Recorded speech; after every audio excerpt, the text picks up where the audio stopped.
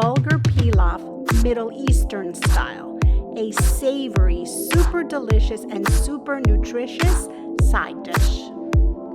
Sally that girl in the kitchen.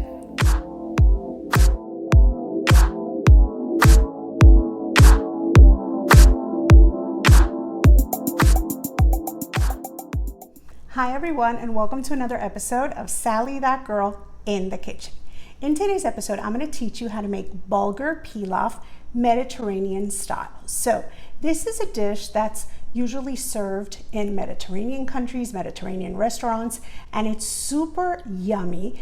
It's a replacement for rice, but it is just as delicious, and dare I say even more delicious.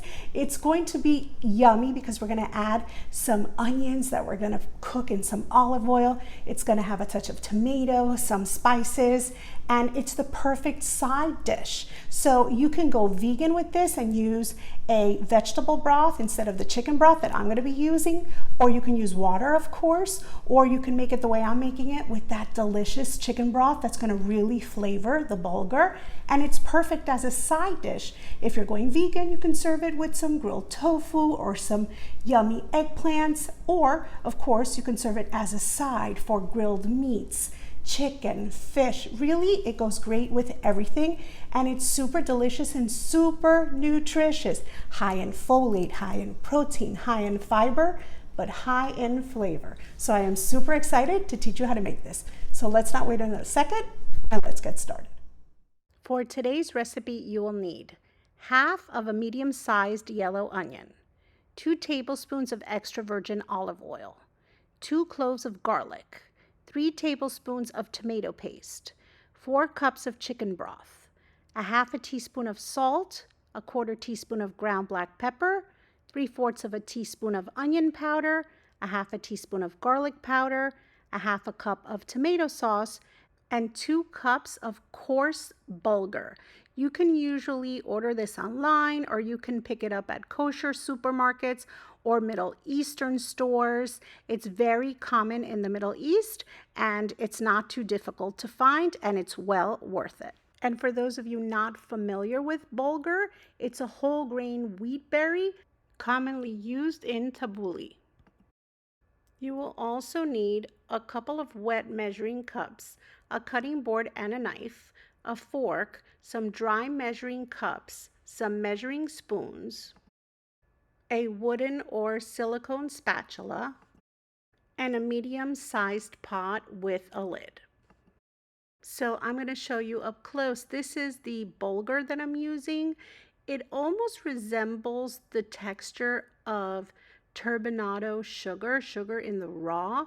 It almost looks like large crystals. This is the coarse version, and it's definitely the one that I prefer when making bulgur pilaf. So now that we have all of our ingredients and tools together, let's get started. So the first thing you're going to want to do is grab your cutting board and your knife and your medium-sized yellow onion and your bulb of garlic. Then you're going to cut that onion in half, and you're going to separate 2 cloves of garlic, and then you are going to chop those up really well. You want to mince that garlic quite fine, and you want to do the same for the onion. Grab your medium-sized pot, and to it you're going to add 2 tablespoons of extra virgin olive oil. And then right on top of that, you want to add that half of a yellow onion, and then you want to turn your heat on, and we're going to start at about medium heat, and you're just going to want to get those going. So you're going to grab your silicone spatula or your wooden spoon or spatula and just stir it up well. Make sure that the onion gets nicely coated in that olive oil, and just kind of spread that onion out and let it cook for about 2 or 3 minutes. That's all it's going to need to kind of sweat and release its wonderful flavor. And then right on top of that, you want to bring in those 2 cloves of garlic that you minced up quite well, and you're going to add those in, and then you're just going to cook that for an additional minute or 2. Then you're going to add in 3 tablespoons of tomato paste. And then once you've added that in, You're also just going to stir that up to combine, warm it up, have it release its flavors and infuse with that olive oil. And then you're going to add in 4 cups of broth. As I said earlier, I'm using chicken broth, but you could use vegetable broth or you could even use water instead. That's up to you. Then just give it a little stir to combine that tomato paste into that liquid, and then add in half a cup of tomato sauce. Make sure to get all that yummy goodness in there. And now I'm just going to give it another little stir. And then I'm going to start seasoning. So I'm going to add in half a teaspoon of salt, a 1/4 teaspoon of ground black pepper, 3/4 of a teaspoon of onion powder, and a half a teaspoon of garlic powder. And then once again, I'm going to let this come to a boil and I'm going to give it a nice stir. Now, once the liquid is boiling, that's when I'm going to add in my 2 cups of coarse bulgur, and then I'm going to stir it using a fork to combine. A fork is what I use when I make rice. It's just to avoid it getting clumpy, and it just really mixes it quite well. And then you're going to want to put a lid on your pot, and then you're going to reduce your heat to low to allow your delicious bulgur pilaf to cook. And you're going to add a 20-minute timer. And then after 20 minutes, we're going to come in, uncover it, and then we're just going to fluff this up. I'm just going to come in and just mix it around, make sure that all those ingredients are well combined, and make sure that all that liquid has been absorbed, and it actually looks perfect. It's got the right consistency.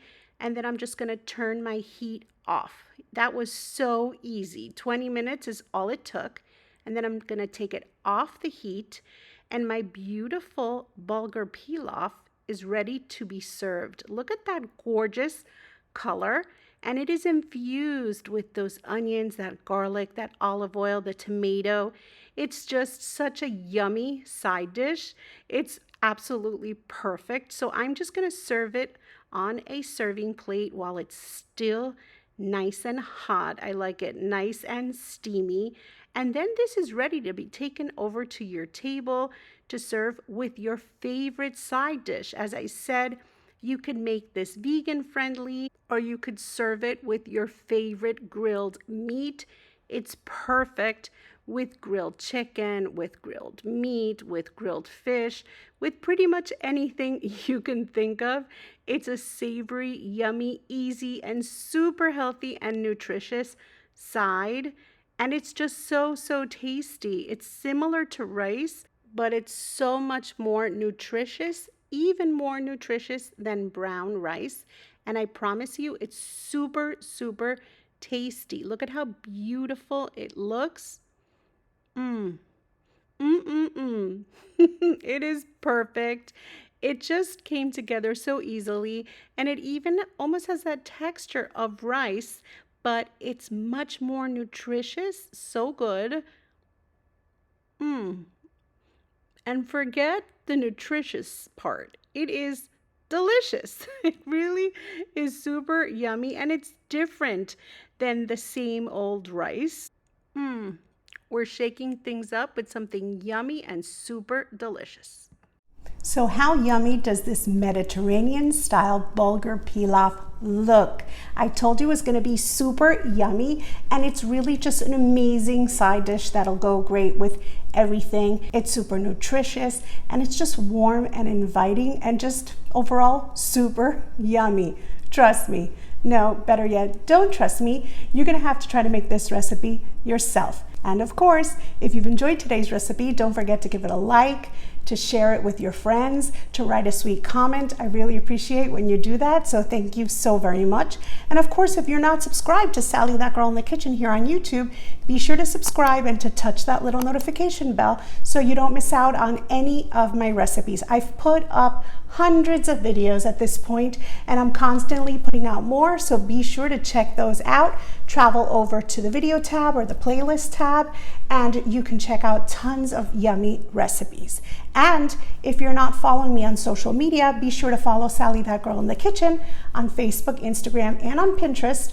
And you can find me as Sally That Girl FL on Twitter, Snapchat, and on TikTok. And of course, if you have any questions for me, a question about any recipe, you can always message me through my Instagram and Facebook, Sally That Girl in the Kitchen pages, and I will do my best to reply as soon as possible.